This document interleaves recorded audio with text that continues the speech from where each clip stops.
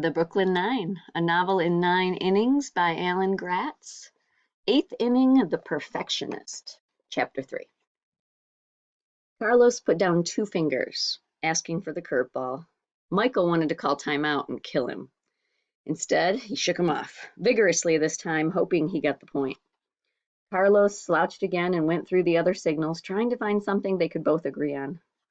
Michael already had 2 outs in the 7th inning. The last batter he had to retire was the big number 3 hitter, and they were running out of things to throw him. Michael took a deep breath, wishing he'd heard back from Grandma Cat before the start of the half inning. Carlos put down a single finger, a fastball, but didn't indicate left or right. A fastball right down the middle to Bob Smith Ford's best hitter. Well, it was something he certainly wouldn't expect, but he was too good a hitter not to do something with it, even if he didn't see it coming. No, Michael would nibble at the corners of the strike zone before he gave him a fat fastball to hit. He took a sign he liked from Carlos and pitched. He meant it to be low and inside, but it wasn't perfect. The ball came back toward the plate more than he meant it to, and he watched in horror as the big hitter attacked it, driving the ball deep to right center. Raul broke right, and Tim Clemens in center broke left, and the big crowd sitting in the bleachers rose to their feet. All Michael could do was watch as the ball sailed farther and farther, and Raul and Tim drew closer and closer, and then Raul was sliding out of the way so he wouldn't hit Tim, and Tim was reaching as high and far as he could, and both players went tumbling as the ball disappeared between them.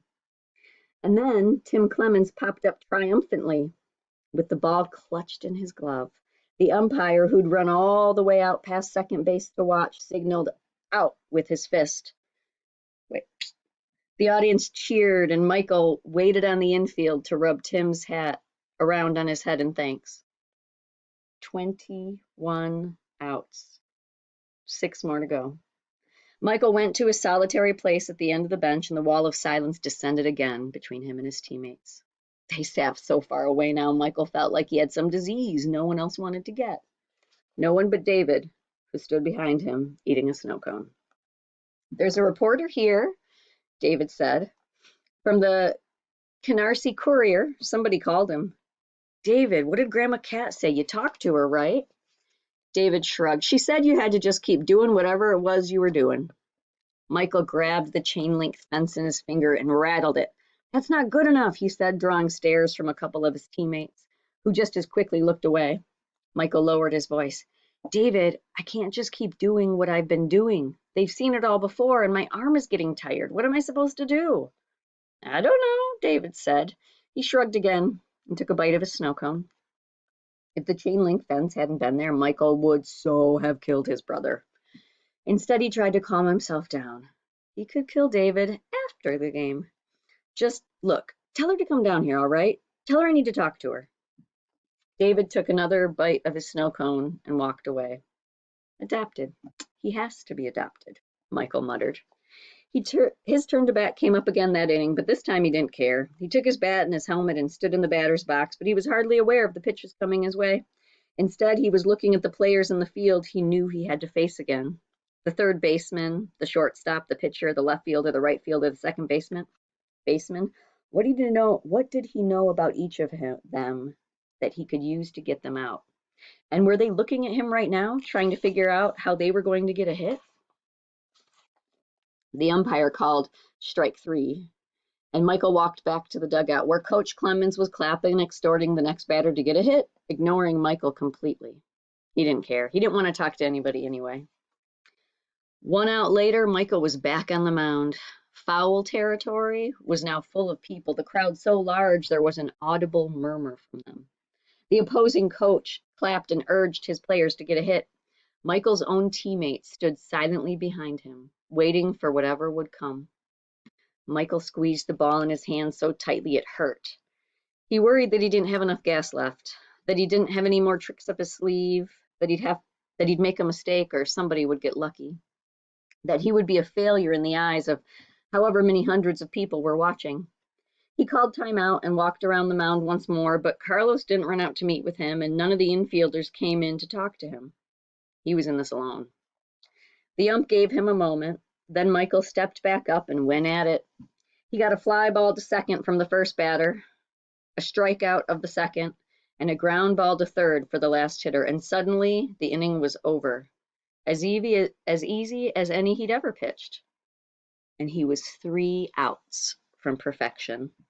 The crowd cheered as he walked off the field, but he could sense the expectation in their voices. He went back and sat by himself at the edge of the bench, wondering again if he had what it took to be perfect. David appeared again, eating a hot dog. David, where's Grandma Cat? She won't come. What? She says you're not supposed to talk to somebody with a perfect game. She won't even say perfect game. She just keeps working her way up and down the bleachers, touching all the wood. Michael leaned close to the fence to whisper to his brother. I'm running out of ideas here, David. I don't know how I'm going to get the next 3 batters out. I don't even know how I got the last 3 batters out. She didn't say anything? David took a bite of his hot dog and chewed on it, and Michael wished he could choke people with the force, like Darth Vader.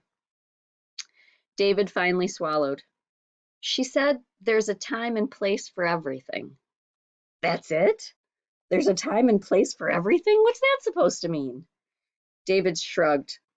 So, you think you'll play Atari later? Michael didn't even bother to answer. On the field behind him, Adam grounded into the last out of the inning, and it was time for Michael to take the mound one last time. He looked around at the empty bench. The team had already left without him, none of them wanting to be the one to jinx it by jostling him or talking to him. Coach Clemens opened his mouth to say something to him as he passed, but instead just nodded. Michael walked out to the mound. The crowd burst into applause as he came out of the dugout, and he wondered if he was supposed to tip his cap.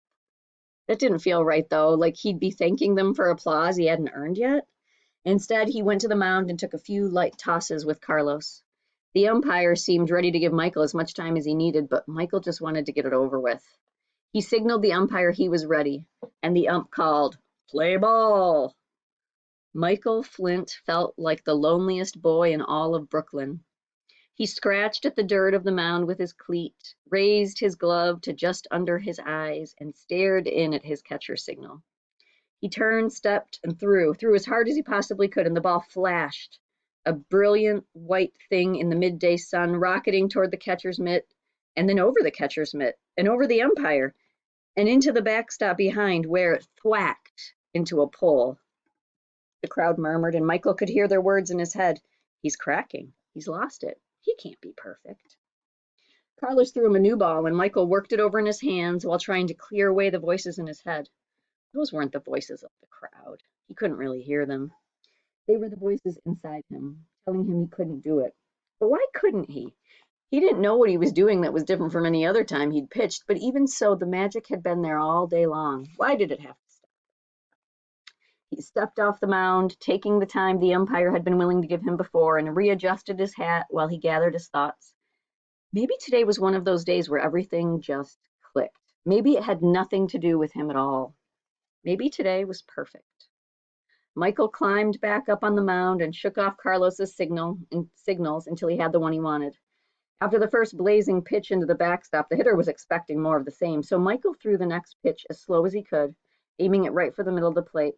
The batter whiffed on it early enough to swing twice if he wanted to, and the crowd oohed. 1 ball and 1 strike. Now that the batter was off balance, Michael gave him another changeup.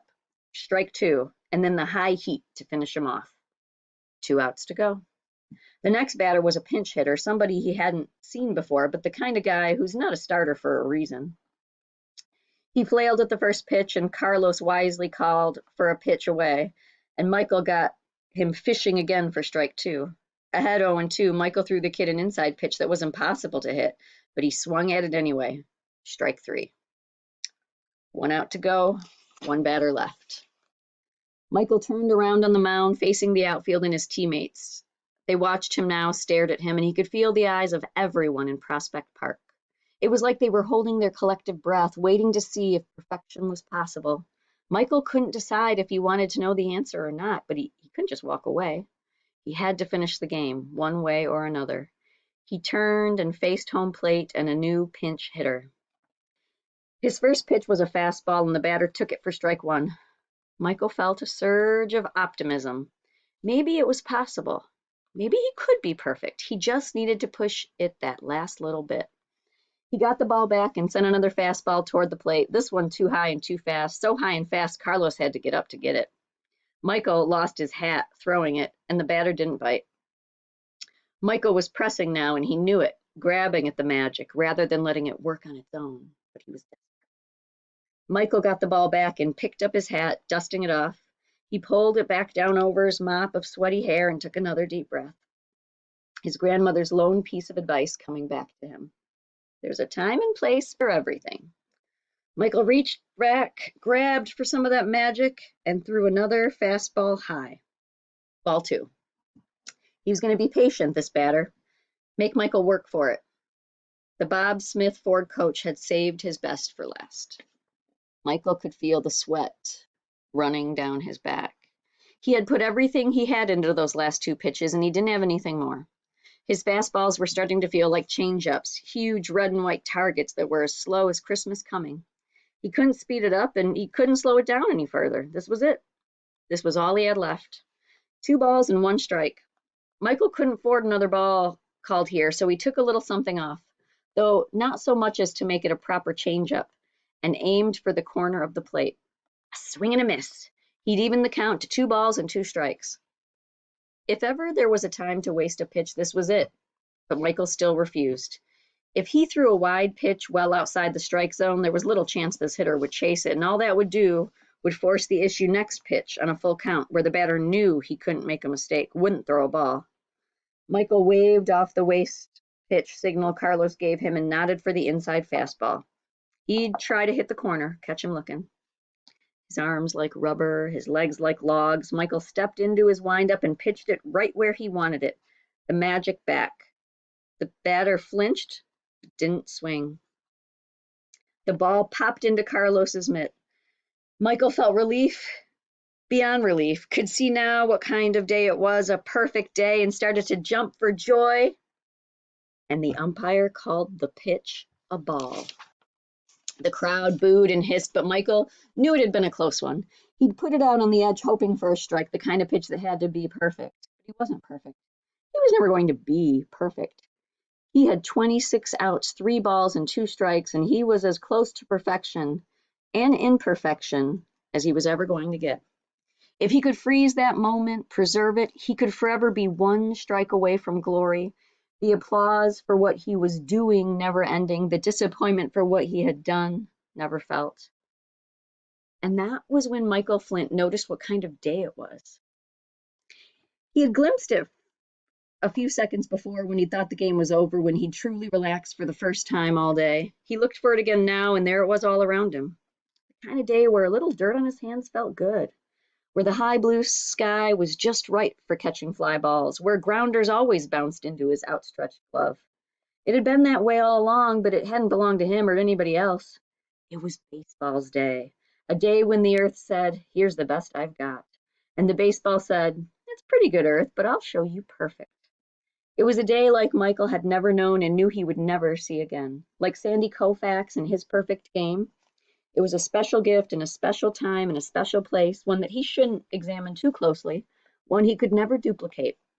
No matter how much he worked, no matter how hard he tried, it was the kind of perfect day that would come only when it wanted to, when the sun smiled and the grass laughed and the wind sang, batter, batter, batter, swing.